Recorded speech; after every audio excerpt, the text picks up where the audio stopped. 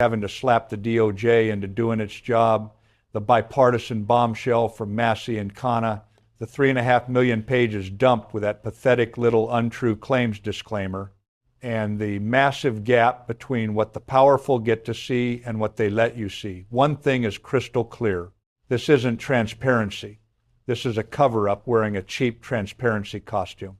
Trump's own Justice Department is releasing just enough to say we did something while working overtime to bury the parts that actually matter.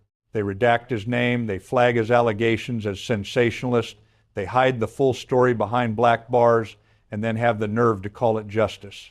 But here's the truth. They can't redact. The machinery is still turning. Judges have the unredacted files. Investigators have the real evidence. And even some Republicans are starting to admit the emperor has no clothes. This story isn't going away. The pressure...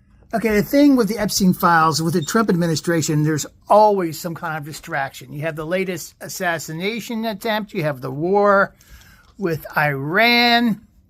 You have the economies going in the tank. The gas prices are going in the tank.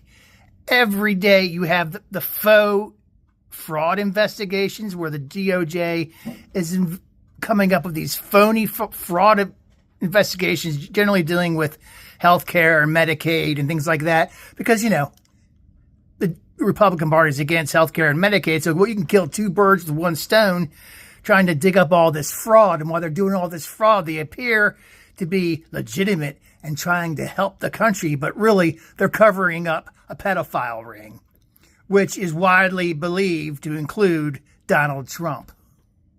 Hasn't been proven yet, but how can you prove something without an investigation? So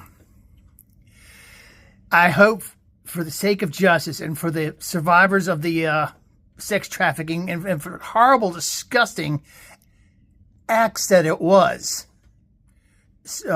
with these young teenage girls, I hope that justice finally gets served, and I hope that somehow the corruption in this Trump administration and this Trump regime, which both Pam Bondi and now Todd Blanche have covered up, and the FBI has covered up, and really, you know, Comey and God, I can't remember the guy, the Christopher Wray.